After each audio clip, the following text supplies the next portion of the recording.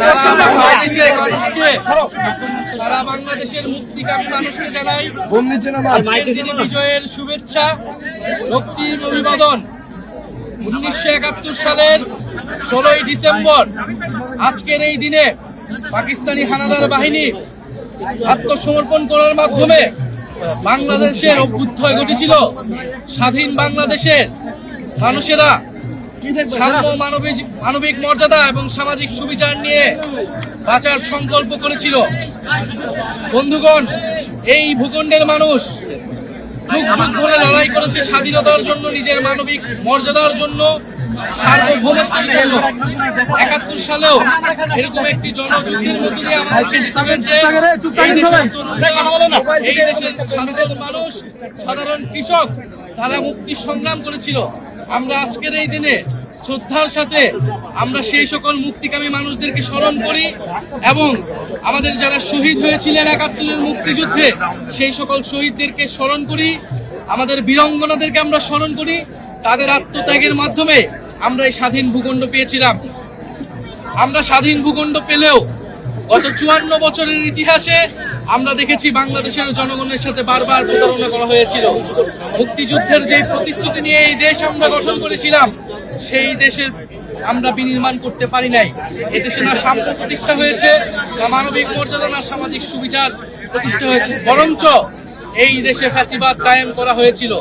সেই ফ্যাসিবাদের বিরুদ্ধেই 2024 সালের গণ অভ্যুত্থান এবং গণবিপ্লব সংঘটিত হয়েছিল।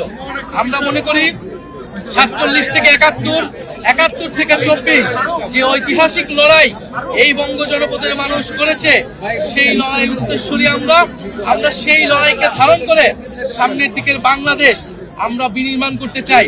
আজকে 16ই ডিসেম্বর বাংলাদেশের মানুষের প্রতি আমাদের বার্তা হলো, যারা পতিত শক্তি, ফ্যাসিস্ট শক্তি, তারা বাংলাদেশকে অস্থিতিশীল করার জন্য নানান অপচেষ্টা চালাচ্ছে, নির্বাচনকে বানচালের চেষ্টা চালাচ্ছে।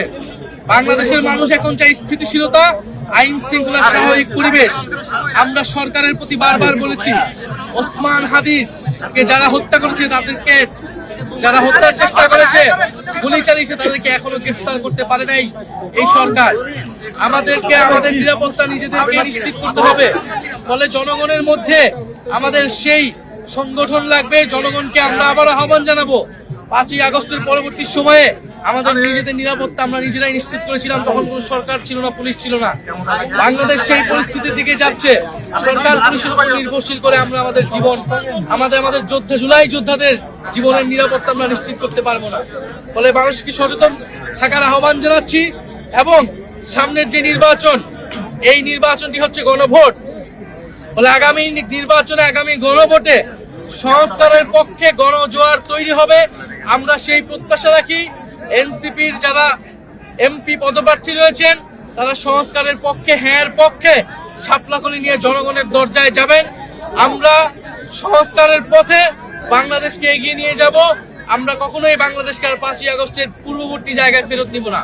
ফলে সেই নতুন বাংলাদেশের, সেই গণতন্ত্র প্রতিষ্ঠার এবং ভবিষ্যৎমুখী রাজনীতির প্রত্যয় আজকের এই বিজয় আমরা রাখছি। এবং বাংলাদেশের জনগণের প্রতি আমাদের এই আহ্বান থাকবে যে আমরা ঐক্যবদ্ধ আছি। 71-এর দালালদের বিরুদ্ধে, 24-এর দালালদের বিরুদ্ধে আমরা বাংলাদেশের জনগণ, বাংলাদেশের তরুণরা ঐক্যবদ্ধ আছি। সামনের বাংলাদেশ আমাদের বিজয় আসবে।